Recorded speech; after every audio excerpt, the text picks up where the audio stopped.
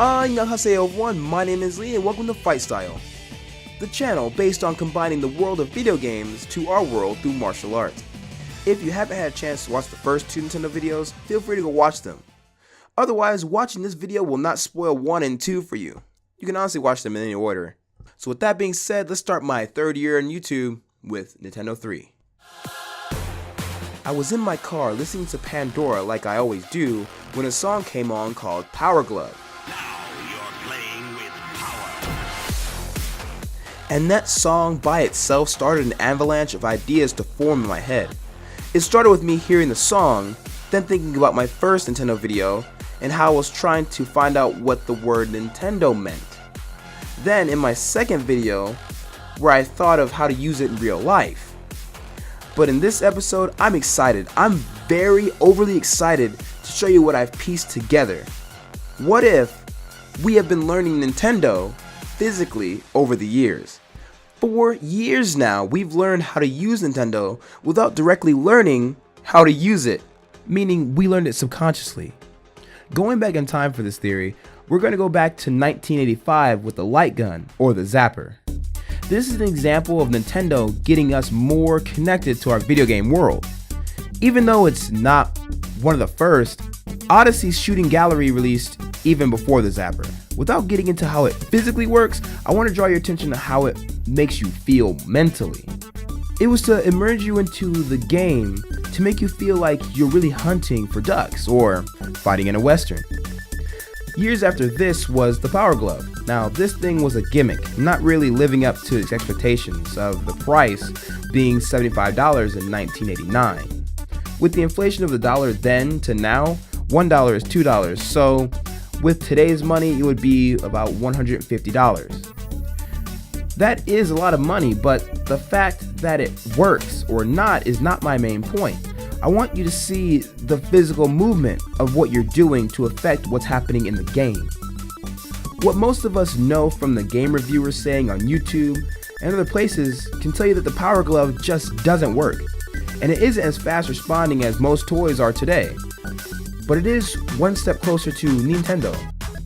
Not only just hand movements, but visuals are needed to immerse you a little more. Things like the 1990s laser scope or the super scope were just a little more accurate than what they were trying to do with the Power Glove.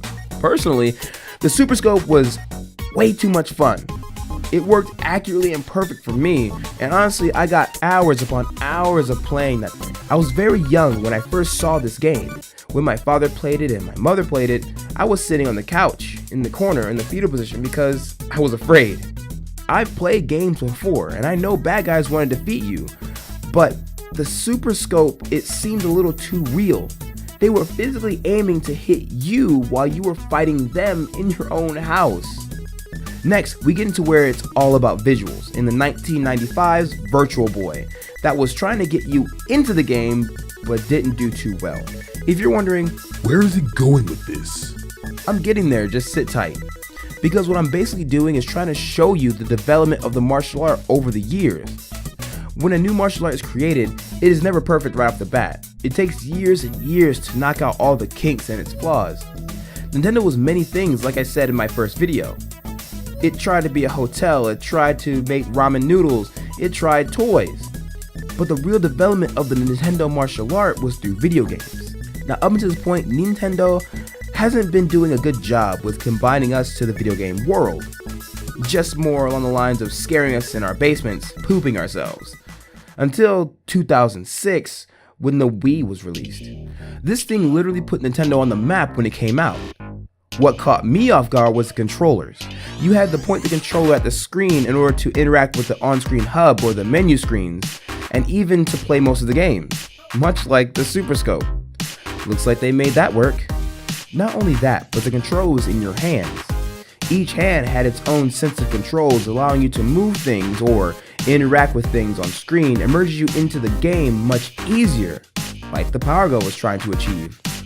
Even when we hit 2008, which is almost a decade ago, which is crazy, the Wii Fit was released, getting old people fit and better at martial arts for the War of 2012. You don't remember the war?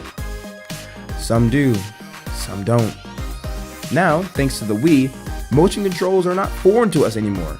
Hell, we now have virtual reality headgear that are doing exactly what the Virtual Boy wanted to do. And combining the Wii controls with the VR headset, and you get Markiplyer in his pajamas shooting zombies in a world that seems like you're really there.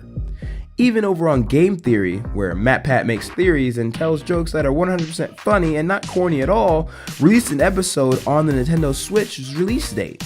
I recommend watching it if you're not a fan of him already. In that episode, he talks about how there may someday be a possibility that the Switch could turn itself into a VR headset.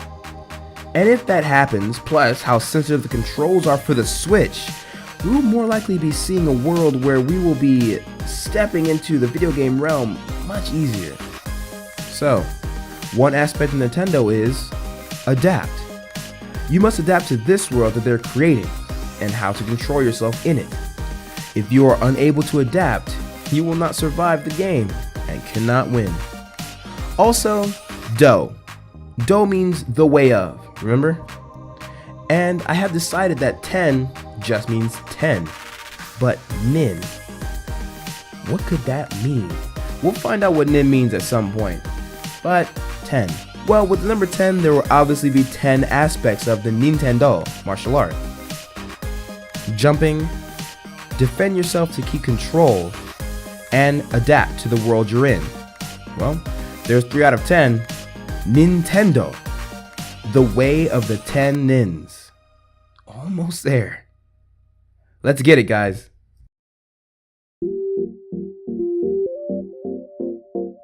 Hi guys, before I say do by o, I just want to let you know what's going on with the channel lately. This is just an end slate and I'm kind of really ad-libbing at the moment. I'm talking really weird, that's weird. Anyways, I want to talk about the subscribers. The subscriber count, I don't mind where I am. I really want to make it to 1,000 subs. That made me really happy to get to 1,000. But right now, I'm actually happy with my 666. Oh my god. I just looked at it. It's 666. That's perfect. It's not perfect. I'm not Satan. Then we got the comment section. So yeah, I had the John Telbane episode, and then I did that episode. You guys can submit any character you want to me, and I will really try to do all of them. Right now, I don't have a big comment base, so you know, if you leave a comment 10 times out of 10, I'm gonna see it, because right now not a lot of people are talking. You guys are watching, but not talking. Hi guys, talk to me, please. No, it's cool. I'm glad you guys are watching though. I am getting views, so that's fantastic. So guys, upcoming episodes. I'm working on an episode. I want to ask Lily if she has any ideas. I know she's not even 2 yet, but I'm just going to ask her. And I do have episodes coming up on Instagram. I post like 40-second videos of things that I have ideas for. Right now I have Mirror's Edge. No, not Mirror's Edge. I do want to do Mirror's Edge, but I'm not doing Mirror's Edge yet. I have Mario 7 Stars, which is one of them. I kind of really want to do that one. Watch Dogs, the first one. I haven't played the second one yet.